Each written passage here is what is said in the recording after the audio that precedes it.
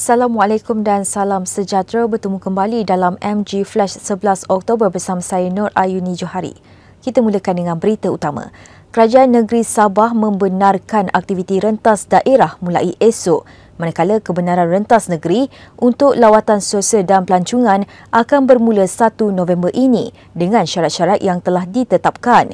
Menurut Ketua Menteri Sabah, Dato' Haji Jinor berkata, kebenaran itu diberikan setelah kerajaan negeri berpuas hati dengan laporan peratusan vaksinasi lengkap di negeri berkenaan setakat 11 Oktober lalu.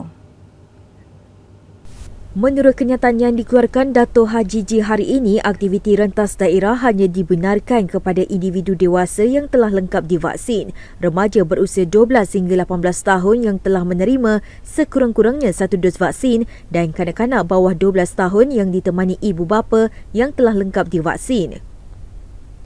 Manakala bagi kebenaran rentas negeri pula, Sabah menetapkan syarat individu dewasa yang telah lengkap divaksin dan wajib menjalani ujian COVID-19 RT-PCR atau RT-antigen sama ada melalui calitan atau ILIO dalam tempoh 3 hari. Bagi remaja 12 hingga 18 tahun, mereka perlu mendapatkan sekurang-kurangnya 1 dos vaksin terlebih dahulu. Manakala kanak-kanak di bawah 12 tahun wajib ditemani ibu bapa yang telah lengkap divaksin. Jawatan Kuasa Petugas Khas COVID-19 CITF pada 11 Oktober lalu mengumumkan kadar vaksinasi lengkap di Sabah telah mencapai lebih 70%. Berita seterusnya, Suruhanjaya Pilihan Raya SPR akan mengadakan mesyuarah khas bagi membincangkan tarikh Pilihan Raya Negeri PRM Melaka Isnin ini di sebuah hotel di Melaka. Menerusi satu kenyataan, Setiausaha Suruhanjaya Pilihan Raya SPR, Datuk Imaruddin Ishak berkata, mesyuarah khas itu akan dipengerusikan oleh pengerusi SPR, Datuk Abdul Ghani Saleh yang dijangka bermula jam 10 pagi.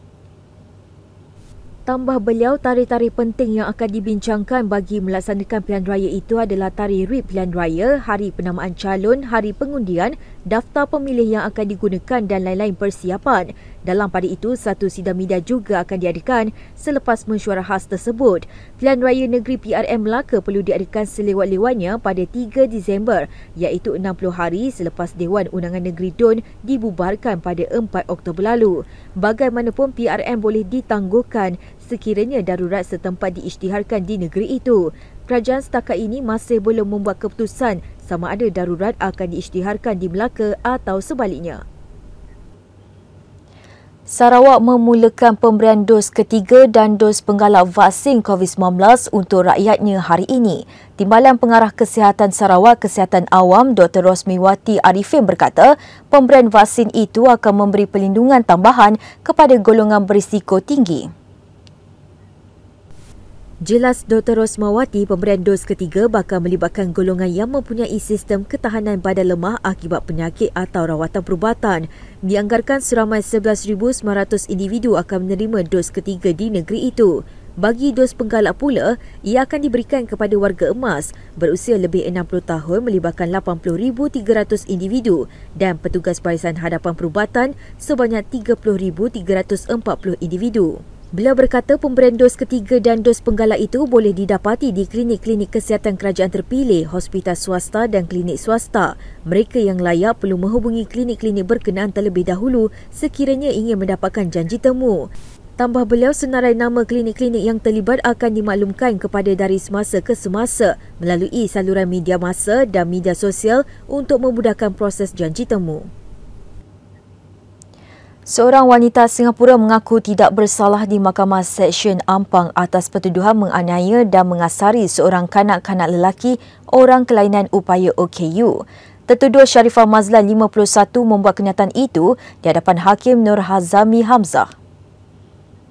Dia yang merupakan penjaga kepada kanak-kanak lelaki berusia 6 tahun dituduh melakukan perbuatan itu di sebuah pusat intervensi autism Bandar Baru Ampang sekitar jam 10 pagi pada 1 Oktober lalu. Ibu kepada 3 orang anak itu didakwa mengikut Seksyen 31-1-A Akta Kanak-Kanak 2001 yang memperuntukkan denda maksimum RM50,000 atau penjara maksimum 20 tahun atau kedua-duanya sekali jika sabit kesalahan. Hakim Nur Hazani membenarkan tertuduh dikad jamin RM13,000 dengan seorang penjamin beserta syarat tambahan melapor diri di Balai Polis berdekatan pada setiap 7 hari bulan dan pasport diserahkan kepada mahkamah.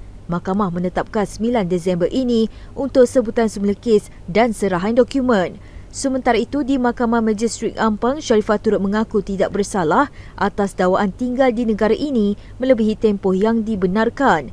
Bagi kesalahan itu, Magistrat Nur Maizan Rahim membenarkan tertuduh dikad jamin sebanyak RM5,000 dengan 2 penjamin dan menetapkan tarikh sama bagi sebutan kes. Pendakwaan bagi kes itu dikendalikan Timbalan Pendakwa Raya Anor Atira Amran.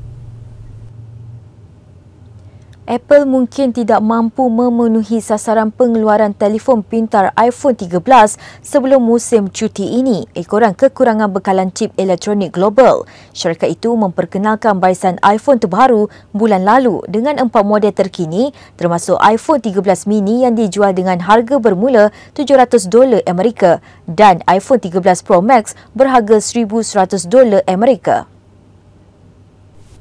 Menurut Bloomberg News, firma itu merancang untuk menghasilkan 90 juta iPhone 13 sebelum akhir tahun ini. Bagaimanapun terpaksa berpuas hati dengan 80 juta unit saja.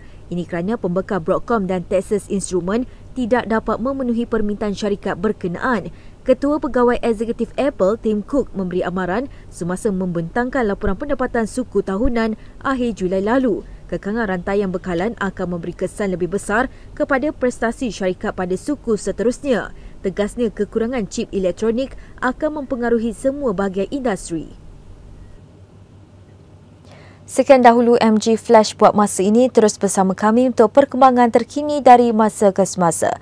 Hanya di platform media sosial Malaysia Gazette di Facebook, Twitter, Instagram dan juga YouTube atau melalui portal di www.malaysiagazette.com. Assalamualaikum dan salam hormat.